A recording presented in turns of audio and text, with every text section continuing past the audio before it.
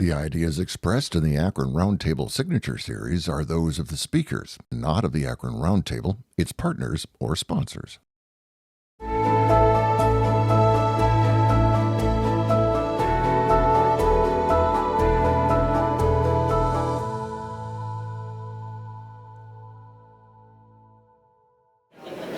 Well, good afternoon, and welcome to Akron Roundtable. It's great to be in beautiful downtown Akron here, where we've been holding our signature events, and we're looking forward to today's presentation. In consideration of the speakers in the audience, if I could ask you to silence your electronic devices, that would be greatly appreciated. The Akron Roundtable proudly promotes community dialogue and networking and remains committed to our mission to bring the world to Akron. We invite individuals with diverse backgrounds and life experiences to speak on relevant topics to inform and educate our community, consider other perspectives, and encourage us to take action. And Akron Roundtable will always stand firm on the principles of the First Amendment. I'd like to acknowledge our title sponsor, State and Federal Communications, which is instrumental in making our mission financially possible. And speaking of financial support, I'd like to invite Dominic Wright, who's also an Akron Roundtable board member, to the podium to share some information about our upcoming fundraiser, Tableau. Dominic? Thanks, Barry.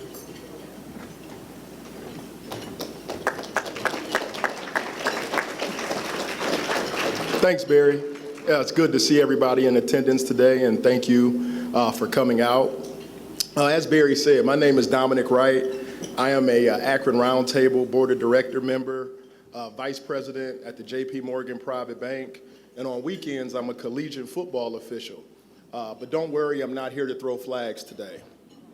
I'm here to invite you to our 2025 Akron Roundtable Annual Fundraising Dinner on Saturday, October 18th at Firestone Country Club. We are thrilled to host some greats of the gridiron and Cleveland Browns legends, Eric Metcalf, Greg Pruitt, and Frank Stamms. Please join us as we celebrate Cleveland football history and we celebrate some heroes of the game and get behind-the-scenes stories of their storied careers as Cleveland Browns players. There are flyers, which I'm holding up here, at your table with more information on this event and how you can make a reservation. With so many options available ranging from individual young professional tickets to corporate tables, we hope there's a great option for each of you to attend. However you choose to join us, please know that your generosity by attending this fundraiser will help Akron Roundtable bring exceptional speakers to the Northeast Ohio region. Scan the QR code on the flyer or go to akronroundtable.org to learn more.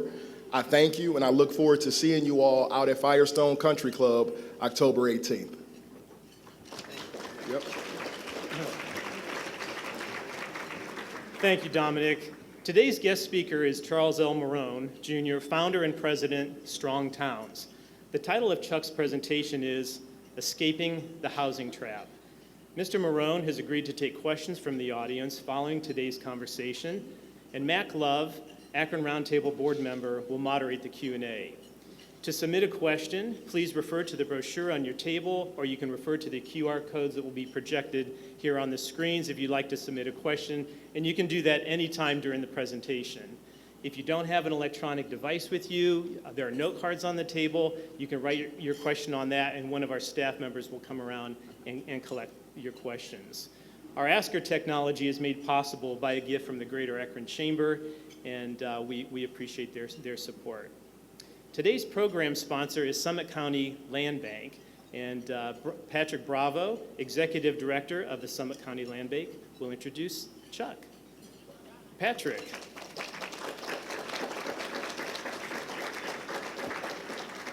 I think you in your last bite of your lunch, so sorry I didn't give you more warning there. Thanks, Patrick. Appreciate it. Thank you, Barry, and good afternoon, everyone. It is my great pleasure to welcome you to today's Akron Roundtable Luncheon.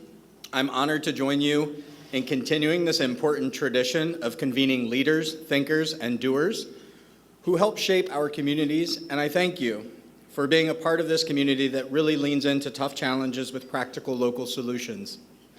Today, we are privileged to hear from someone whose voice has become one of the most influential in conversations about how our cities and neighborhoods can thrive in the 21st century.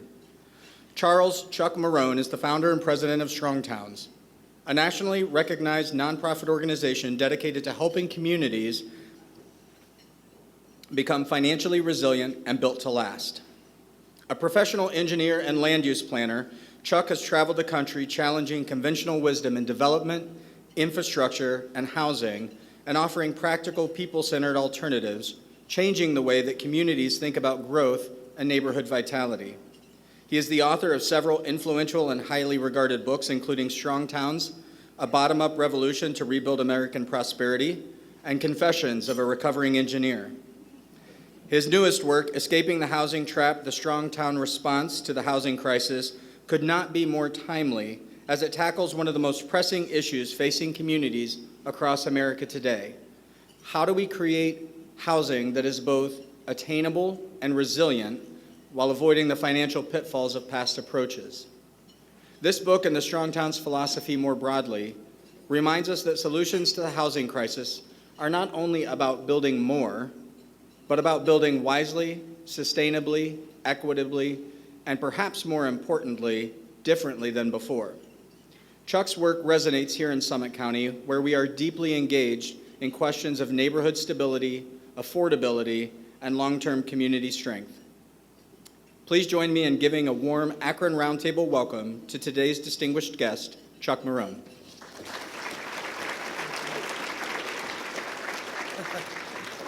Thank you so much. It is very nice. It's more than nice. It's wonderful to be back here in Akron. I realized that I've not been here since before the pandemic. And I'd spent quite a bit of time before then here. I know we're going to talk housing today, and that's the topic I want to dig into, and that's the one that I think is the most urgent. But we could do this for a long, long time on a variety of things. I don't know if there's a city or really a region in the country that is more kind of primed for a Strong Towns approach. Both needing the kind of bottom-up, incremental, step by step, let's keep doing this approach, and also having the collection of innovative, thoughtful people that are doing it, that we can hold up as examples. So I'm excited to be here. Let's talk housing. When we think about housing today, we see that there are two conversations going on. The first conversation is about housing as shelter. How do we get people into a place that they can afford? How do we get people who don't have homes into homes? How do we allow people to be able to move up and live good lives, the American dream? The other conversation about housing is the conversation about finance. Yesterday, we had interest rates dropped for the first time in a while. That has been a big tumultuous thing between the president and the Federal Reserve and this big political fight. We're talking about privatizing Fannie and Freddie now again. These are all conversations around how we finance housing and how housing as a financial product relates to our overall economy. In one of these conversations, housing prices must fall. Housing prices are too high, they're unaffordable, they're unattainable. Housing prices need to come down. In the other conversation, housing prices cannot be allowed to fall. Because if housing prices go down, it creates off this chain of events that has this really negative impact on our economy. This tension between these two conversations is the essence of the housing trap. It's the place that we have gotten ourselves to, where we literally have housing that broadly people cannot afford. Everybody, no matter what price point you're in, is being asked to stretch in order to get into housing. Everybody is feeling this to one degree or another. And on the other side of the equation, if housing prices not just drop, but even slow down their upward acceleration, we see all kinds of things happen in the financial sector, in the banking sector, in unemployment and what have you. This chain effect. This is where we are stuck. To understand this trap, and we need to understand it so we can plot a course out of it. To understand this trap, we really need to look at the way we financed housing before the Great Depression. Because all of us are very familiar with the system we have today. You'll get a 30-year mortgage, pay it off, it's going to be sold off, you're going to pay your mortgage to some entity you've never heard of. We all like live in this situation. We all get it, and it seems normal to us. But if we went back 100 years ago, this was not the way housing was financed. And in fact, housing has never been financed this way throughout all of human history. Prior to the Great Depression, housing finance was done exclusively at local banks. If you wanted to buy a home and you were going to get a mortgage to do that, you would have to have a 50% down payment to a local bank.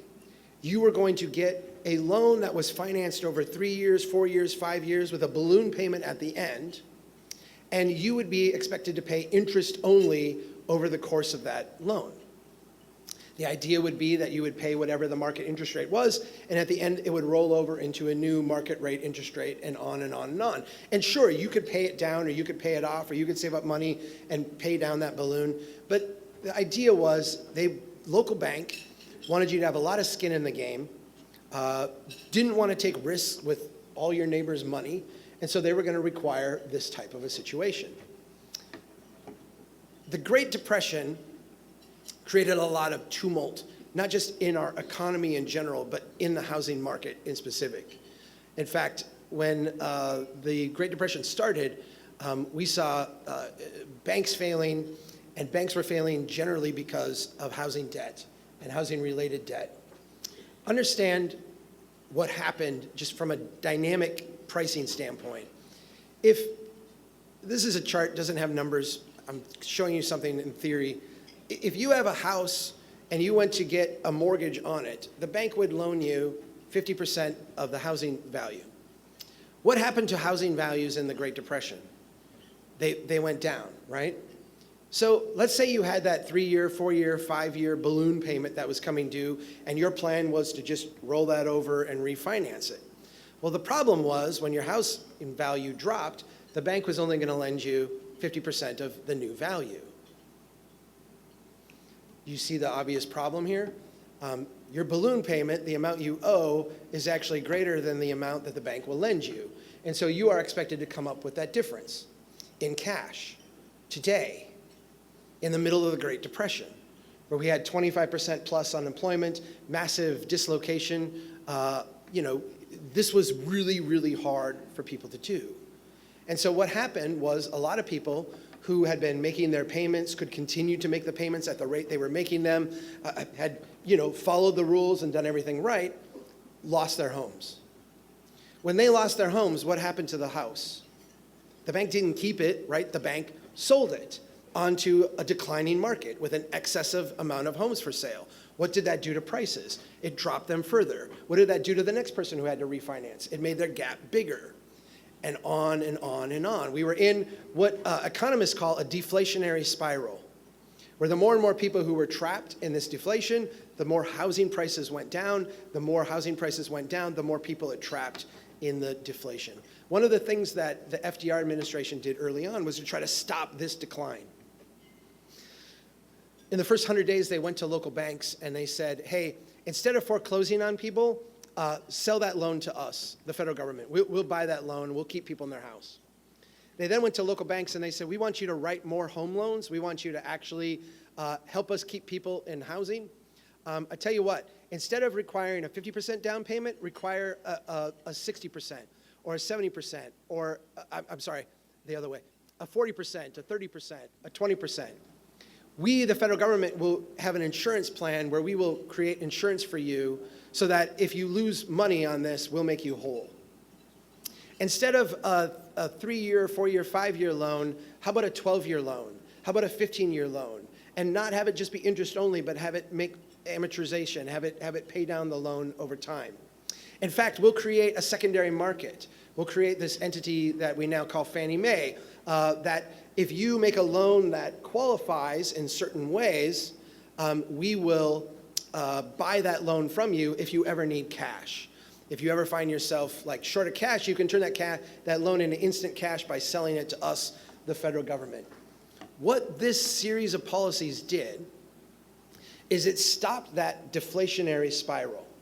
It stopped that downward halt of housing. prices.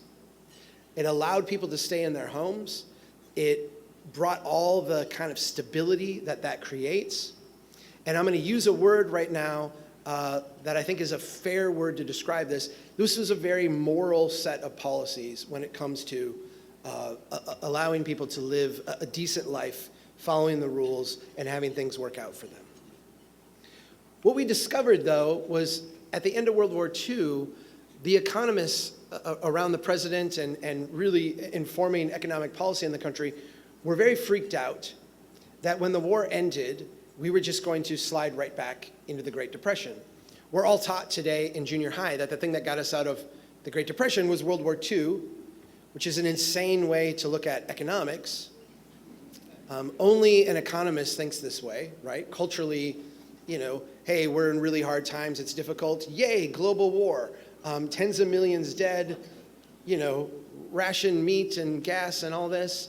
Only economists look at this as like happy times, right? But they were freaked out that when the war ended and we demobilized all these troops, we shut down all these industries of war, that as Paul Samuelson, one of the chief economic advisors to the president, said in a memo, we're just going to go right back into the depths of the Great Depression.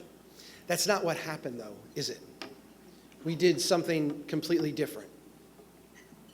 What we did is we took that industrial might, we took that human capital that we had, and we repurposed these tools that had worked so well to keep housing prices from going down. We repurposed them to make housing prices go up. We created an economy that would grow very, very quickly by investing in cities as machines of growth. Not just things like we subsidized interstate highways, the construction of major infrastructure, the buildings of sewer systems and water systems and what have you, but we also created an expanded secondary market for homes. We said instead of paying a 30% down payment, how about 20? How about 10? How about 5? How about none? How about down payment assistance? Instead of having interest rates at 8%, could we make them 7? Could we make them 6? Could we make them 3? Yesterday we moved it down to what, 4 1/4 or something like that. All of these policies were designed to make it easier for more people to borrow more money and ultimately to pay more for housing.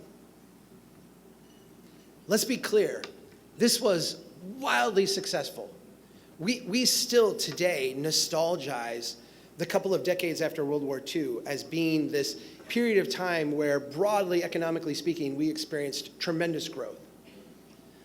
I'm not making a social commentary here, and please don't read into that, on the morality of this growth and the distribution of it. But if you're an economist and you step back, the numbers in a macro sense were really, really clear, right?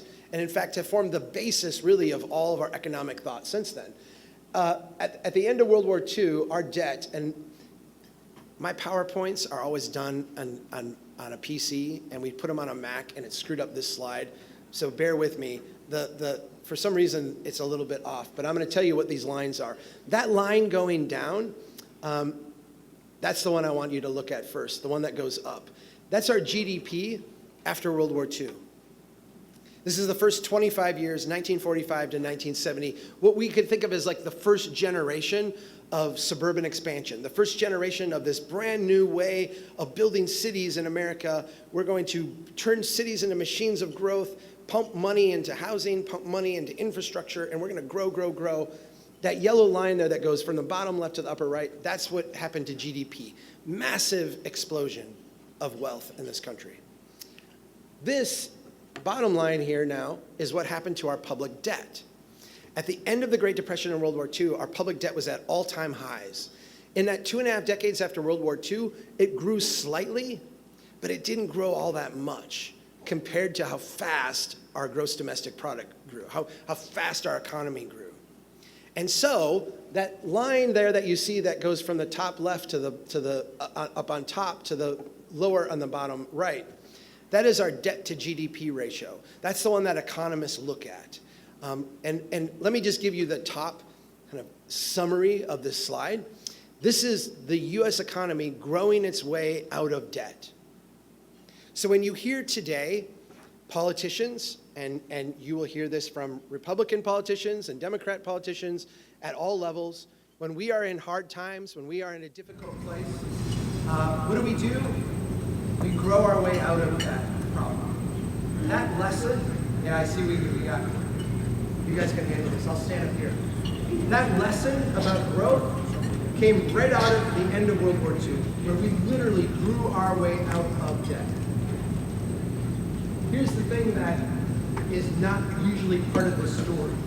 We didn't really grow our way out of debt. We actually shifted our debt. What we saw is that instead of the government taking on debt, as they did during the Great Depression and to fight World War II, what we did instead, oh, this one? That's a cute one. Check, check, check. Oh, that's a weird, I'll make this work, all right? Because I'm a professional.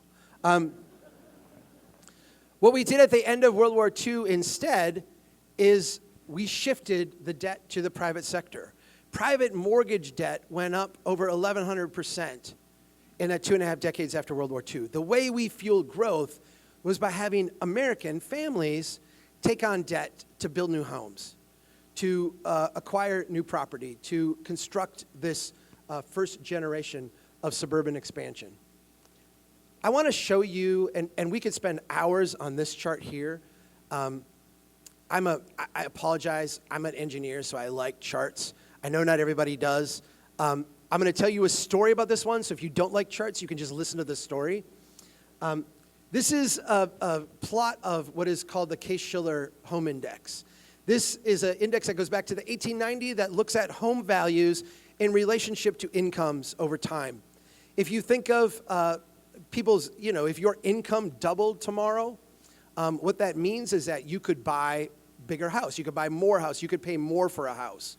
If everybody's income doubles, what that means is that we all would just pay twice as much for the same home, right? And so what this does is it kind of looks at housing prices in relationship to income. As incomes go up, housing prices also broadly go up. So the ratio between the two stays pretty flat. If you look at right after this goes from 1945 to 2008. If you look right after World War II, what you see in this chart is a steady downward decline. What that is the efficiencies of scale that you saw in early suburbanization. So think about like computers and flat screen TVs today. Our experience broadly with those things is that as our economy becomes more efficient, those things become cheaper, right? As supply lines become tighter and we figure out how to do this more efficiently, what happens is that prices go down. That's what you saw in the first couple decades after World War II.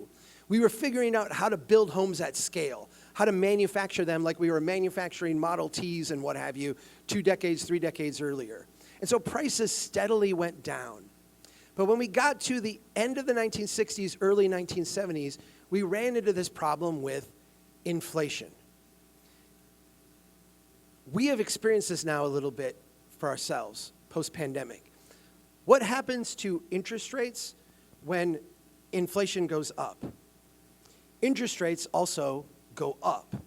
And if you think of this not from a government standpoint, but think of this from your own standpoint, if inflation is, say, 10% a year, that means your purchasing power is declining by 10% a year. If you're going to lend someone money, you're not going to lend them at 2%, 3%, 4%, because you're just going to lose purchasing power year after year after year. You're going to ask for a higher interest rate.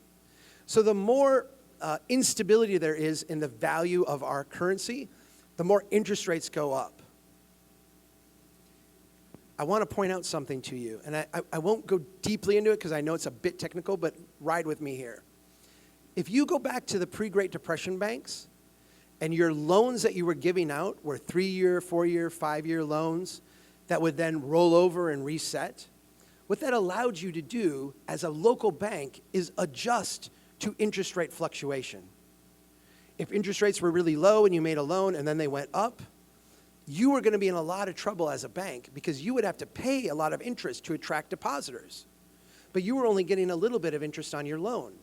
So what the rollover did is it allowed you to stop the bleeding and reset your portfolio at market rates.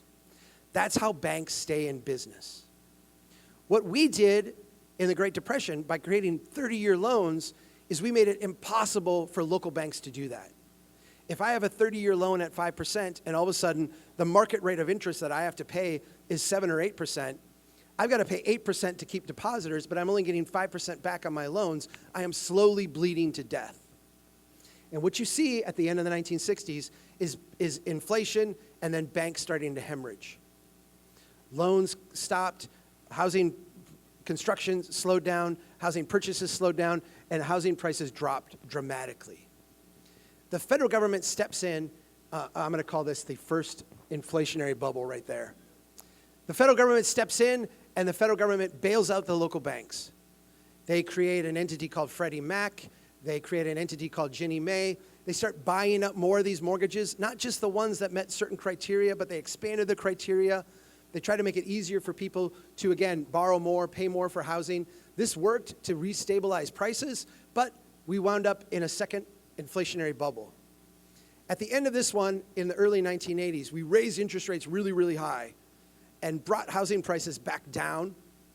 To recover from that, we did something that today I think we would call the deregulation approach. Let's take the requirements that we have for screening loans and bundling loans and what have you, and let's deregulate those markets. Again, we could do hours on the S&L scandal, but you can see how the S&L bubble followed that. And then, of course, we're all more familiar with this one, which is really a bubble of decentralization. The idea that if we could just pump more liquidity into the market, if we could just create these kind of efficient products to aggregate risk across broader areas, risk would ultimately go away and disappear. And what we ended up doing is creating the biggest financial bubble in history. Here's what I want to point out to you. After you have that period of decline in housing prices, that efficiency being wrung out, what you see is the amplitude of the bubbles increasing, right?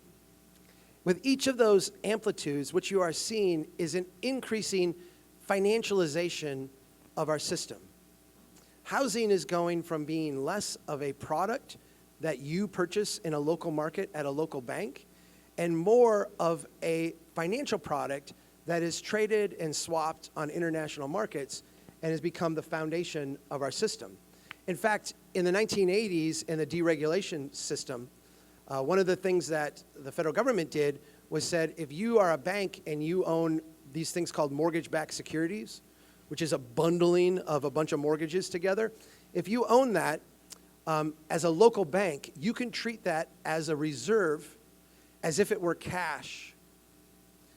This created an insatiable demand for mortgages. Ultimately, what this means is that in our market today, these are financial products. Now, they are also shelter, and we experience them here locally day to day as shelter. But the way that our market experiences them is financial products. Single-family homes are a fantastic financial product. We have figured out how to build them in very similar ways, in similar markets, or in different markets across the country. You can take that mortgage product, you can sell it onto a secondary market. Bundlers will buy that, bundle them together, chop them up into securities, sell those securities off to banks to hold as their reserves, to pension funds, to other people trying to save money and leverage money. Those will be bet against, rehypothecated. There's all kinds of financial instruments that are derivative of the basic mortgage. That product on the right, the 5/1, whether it's a condo unit or apartment building, whether it's low income or luxury, those things also are great financial products. There's a secondary market for them. They can be similarly bundled, similarly put together in the way that we see with mortgages. Because of this, there's an unlimited amount of money that can flow into these two products. And these two products dominate our market, not because this is where the demand is, but because this is what we can finance easily. The way to think about this in human terms is we all are under the illusion that when we go out and buy the home, we are the purchaser and the home is the product. That might be true on a very intimate local scale, but on a macroeconomic scale, the scale that counts in terms of policy, the scale that Jerome Powell and Donald Trump have been arguing about for the last 3 months, the question is not what the product is, it's who is the product. The product that everyone's fighting over, the product that is driving prices, is your willingness to dedicate 3 decades of your income to retiring a bond payment. That's the thing that drives prices. That's the thing that affects the market. I showed you this chart. It went up to 2008. It's important to recognize that here's where we're at today. The amplitude is just higher this time. And I want you to do this for yourself the next time you're hearing anyone who you consider to be knowledgeable on economics and the markets talking about housing. Listen to how they talk about the post-2000, post-2000 era. They will all, every economist, whether it was Alan Greenspan or Ben Bernanke, Janet Yellen, whatever person at the Federal Reserve, down to your local bank, they will all talk about 2000 to 2008 as a housing bubble. Those same exact people will talk about 2010 to today as a housing recovery. How do you recover to a bubble condition? What does that even mean? When I said early on that, the way we got out of the Great Depression was World War II, and those are economists kind of projecting their set of values onto us that we've all kind of ingested, we use the term housing recovery as well. Even though all of us recognize that, the bubble, and let's be clear, what is a bubble? It is a distortion of reality. So to recover to a bubble condition is to recover our financial unsustainability.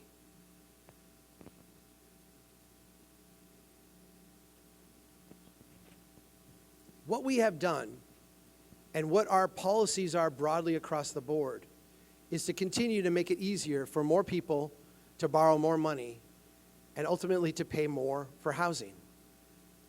I can take us back to the last presidential election where we had 2 candidates and both of them were focused on housing as an issue.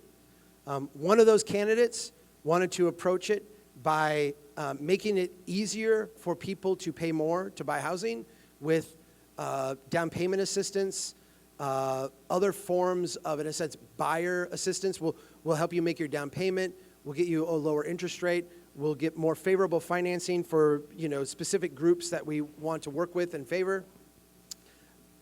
There was another presidential candidate whose vision was, what we could do? We could privatize Fannie and Freddie because they were brought into receivership in the 2008 market collapse.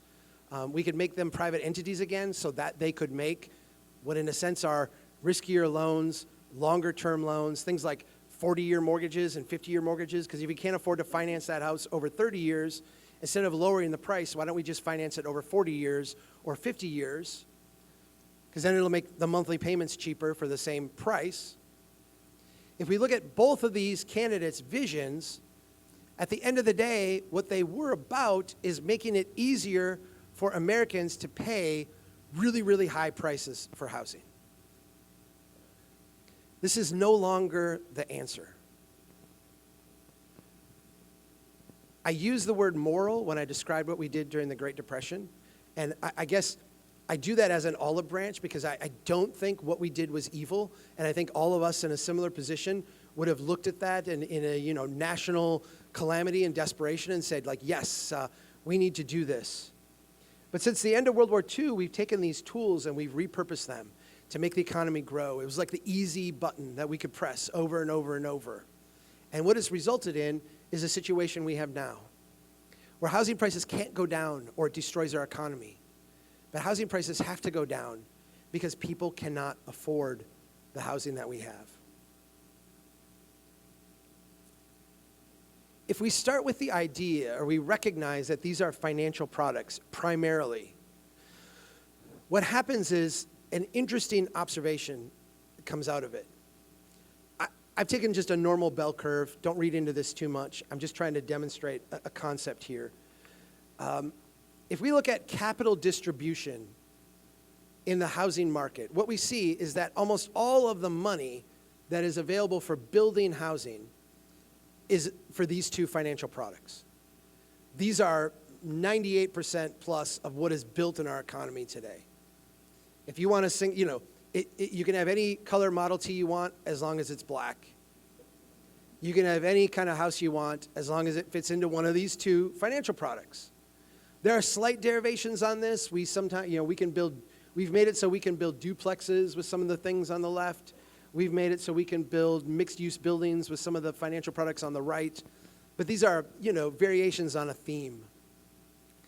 If we look on the far end of the spectrums, what we see is that wealthy people have no problem financing housing. They just don't. They're able to pay for it. They're able to borrow money against it. They have a whole different kind of financial system that works for them. No one's really worried about them. But it's that other end of the spectrum, that entry-level house, that very, very cheap, affordable, entry-level, get us in the door kind of thing, where there is enormous demand. In every market in this country, there is tremendous, tremendous demand for this, and there is no financing for these products. And subsequently, very, very few of them get built. And when we see them get built, they're usually built as some type of aberration where somebody's losing a lot of money to do it.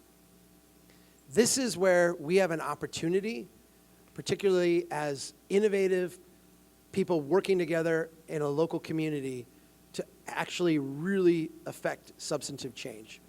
And let me just say, I hope you walk out of here today thinking that the macro market is pretty whack. It's a mess. Don't waste your time trying to fix it. It does not want to be fixed, and we have so much other stuff to do. That little circle on the far left, that's what we can fix today. There's a lot of tools that we can bring to bear to make it happen. That's where we should be spending our time and our energy. What do those places look like? That circle on the left, what am I envisioning when I'm talking about that? Well, we have a lot of people who own single-family homes today that don't use hardly any of the bedrooms that they have. In fact, two-thirds of all households in America are 1- and 2-person households. 2/3 of the homes we have in this country are single-family homes. So what that means is that we have a huge number of people who are living in houses with 2, 3, 4 bedrooms where they really only use one. They have too much house. Now, a lot of these places also are people who themselves are struggling. Anyone in this room who owns a house knows that a house is a pain in the rear, right? I got to fix the roof. I got to fix the heater. I got this plumbing issue. Someone's got to mow the yard. Someone's got to shovel the snow, on and on and on and on. And what we see a lot of times is that particularly as people get older and their incomes kind of shrink in spending power, that a lot of these maintenance things become really, really burdensome. What we see in other parts of the world, what we see in the past in the United States, is that it was very, very common. It was very, very common for people to rent out a bedroom, to literally like take and put an exterior door on one of their rooms, put in a kitchenette, close it off to the rest of the house, and rent it out as a separate unit. For us today, that would be a duplex. That would need all kinds of special permitting and special rules. It would not meet certain codes. It would have all this kind of onerous thing you'd have to go through to do what is just basically making good use of the house. And let's go back to this idea of moral. I put a picture of a very beautiful elderly woman up there, right? We can all empathize with this person who maybe is living alone in a place, has a neighborhood that they like. Our society today would say, you know what you should do? You should move to a home or a community somewhere else. And this person will say, but I don't want to. I go to church up the street. I have friends in this neighborhood. I have memories in this house. I don't want to leave it. Well, then you're just going to have to suffer and not have any money and let your roof go bad and let your furnace fail and what have you. The reality is that allowing someone to live in this house with them on their terms and their conditions, someone who can then also help them shovel that sidewalk in the winter or mow that yard, someone that will be there if they need to go to the grocery store or an emergency to the hospital, someone who can help them by paying rent accomplish these other things that they want to do in life. This is much more moral than a reverse mortgage, which is us like slowly taking your house as, again, a financial product. This is a backyard cottage. I know planners call these ADUs. Don't call them ADUs. It sounds like a disease that you catch. A backyard cottage is, again, a very simple thing. My mother-in-law, we don't want to put my mother-in-law in a home. She's, wants her independent living. Instead of having her move into our house or ask her to go live somewhere else, we're just going to build us another cottage in the backyard and allow her to live there. She can come over and watch the kids. She can have dinner with us when she chooses. She can have her own place. We have our privacy. She has hers. It's an extremely dignified way to live. Now take that and say, instead of mother-in-law, say college student or divorcee trying to get their life back together, and just like fill in the blank. This is an entry-level housing unit. It allows people to get a start. It provides income for the person who lives in that house. It allows them to solve problems that they have. This is a starter house. Today we often call these things tiny homes, or we put some other kind of cute little label on them. In my community, where I'm from, a city in central Minnesota, we actually have an ordinance about tiny homes. If you want to build a house that is 400, 500, 600 square foot, we freak out. You have to meet all the requirements of a house. Then you have to meet all subpart A through M of the tiny house code. You've got to go ask permission from your neighbors. You have to genuflect in front of the planning board. You have to do all these things to build what anyone else through history would call it a starter house. I've been all through your neighborhoods. Your neighborhoods are full of these. Most of them are no longer 400, 500, 600 square foot. Because what happens when you buy into a starter house is you're getting started. You save up a little bit of money, you put an addition on. You have a kid, you put on a second story. The neighbor comes over and helps. You go over and help your neighbors. We thicken these things up. We can walk through your historic neighborhoods and see 1,000, 1,200, 1,500 square foot homes that started out just like this. Today, if you want to build a 1,500 square foot home, you can't start with 400 square feet. You have to get a 30-year mortgage. You have to show that you have had stable income for a long time. You have to take on a debt that is bigger than what you want. That's what we require you to do. You have to build more house than you actually need at the moment and then grow into it, as opposed to build the house that you can afford and then expand the house as your wealth and capacity expands. We need to get back in the business of building starter homes. Your neighborhoods are crying out for them. You have all kinds of gaps in your neighborhoods where you have sewer and water and sidewalk and road that's all in place, that needs TLC, that needs tax base, that needs people who love the place. If we can build more of these, we can invite more people into our neighborhoods to be that difference. So I've just laid out a vision for where there's a gap in the marketplace and what that gap looks like. I want to talk about how we, as a community, as a city, as a place, solve this gap. What we talk about is three things that are needed. The first is code reform. The second is an ecosystem of incremental developers to build the houses. And then third is local financial support. And let me say something about Strong Towns before we go any further. One of the kind of core insights of Strong Towns is that local government is the way we work together in a place. It's the highest form of collaboration that we have as a community. In our society today, we are kind of taught or pushed to look at local government as the lowest form of government on a food chain of governments. We have the federal government. They're really, really powerful and important. Then we have the state. They're less so, but they're more important than the regional government. And then at the bottom, the algae is local government. We don't look at it that way. We think that the proper role of local government, and really this is the founder's vision of local government, this is local government at its best. It's the way that we all come together and get things done. Now, in a community like this, there's going to be lots of civic organizations, there's going to be lots of neighborhood groups, there's lots of other layers underneath local government. Local government is the way we work together to collectively do things. This is an action for us to do collectively. So let me, in the few minutes I've got left, go through what some of these things look like. Because code reform, we actually put out a toolkit. I've been traveling around now for a year and a half talking about escaping the housing trap. And one of the things I found early on is that even people who had read the book said, Chuck, I read this book, I see what you're telling us to do, how do I get started? You told us, like, we need to fix our codes, we need to get developers out there building this stuff, and we need to help finance it locally, but I don't know where to start. And so what we have done is we're putting together 3 toolkits on here's like the start. Here's where you get going. So the first toolkit came out last January. I will give you this website at the end again too, so don't feel like you have to get it right now. But it is 6 policies, 6 regulatory reforms that we need to change about how we do business at City Hall in order to make it easier to build these entry-level units. We need to allow single-family home conversions by right.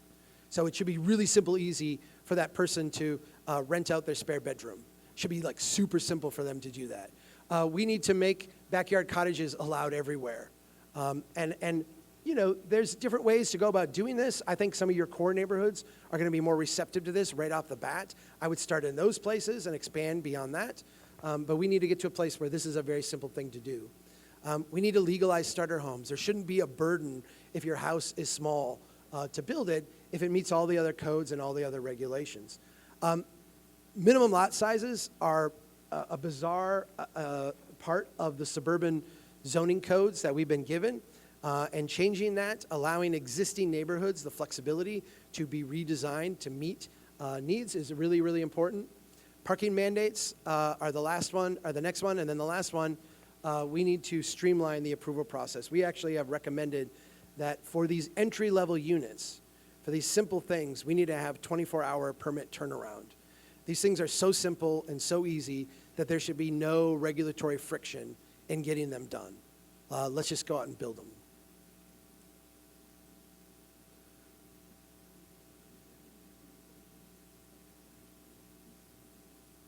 A lot of people want to make regulatory reform around housing the next like universal fight, the next big thing we argue about.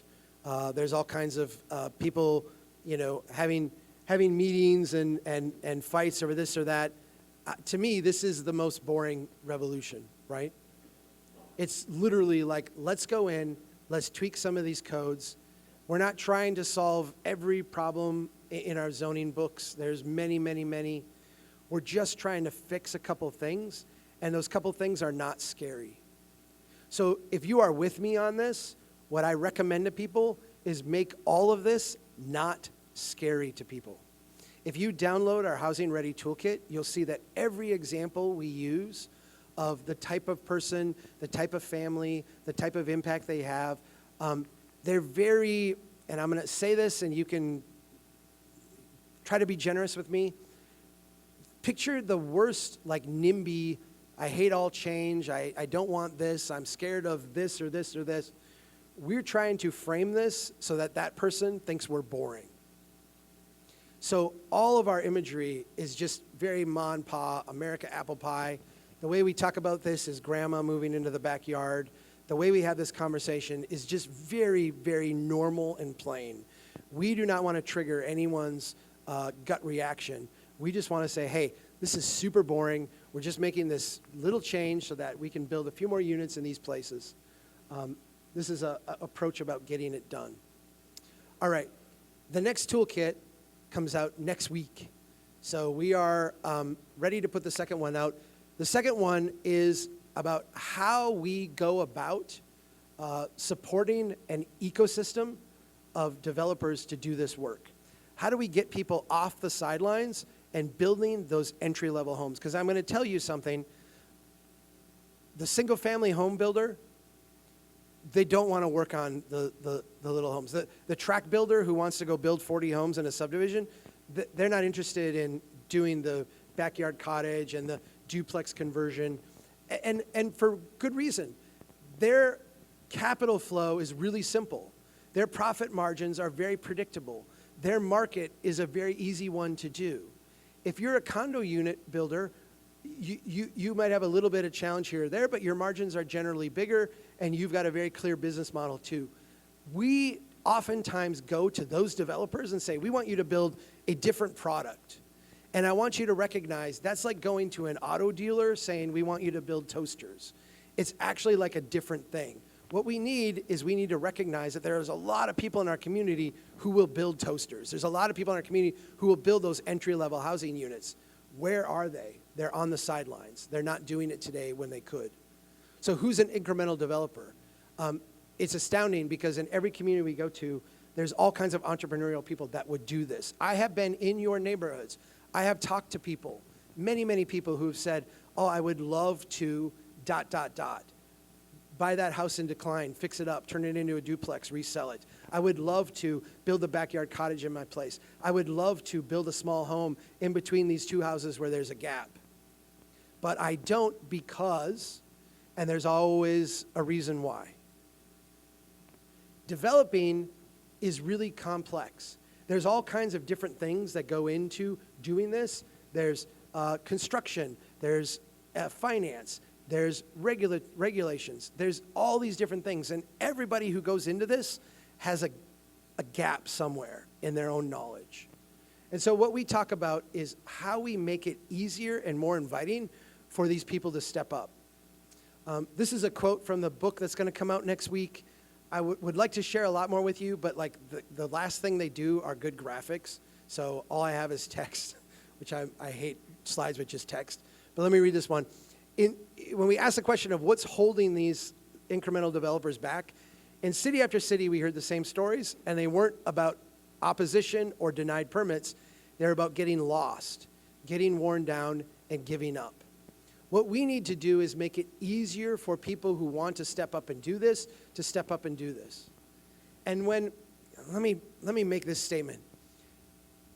When we're talking about a city like Akron, where we have a lot of people here who are struggling, what we also have with that struggle is a lot of people who are really, really entrepreneurial, incredibly entrepreneurial. They have to be entrepreneurial because that's how you make it day to day to day.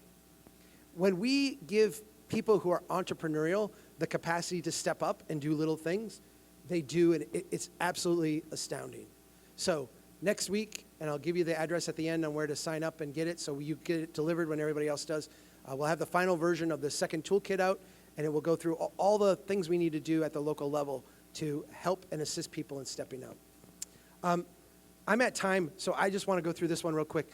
Finance is the third toolkit, and let me give you the standard that we use. Cities cannot be the dumb money at the card table. We cannot be the ones expected to step in and take all the risk and lose all the money. If we are going to finance the entry-level units at scale, cities have to be able to do this at a profit.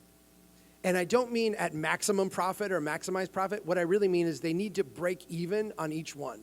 Because recognize, if you break even on each one that you do, you can do it as many times as people walk in City Hall. That's the trick to making this work. There's some places that have figured this out and done this really well.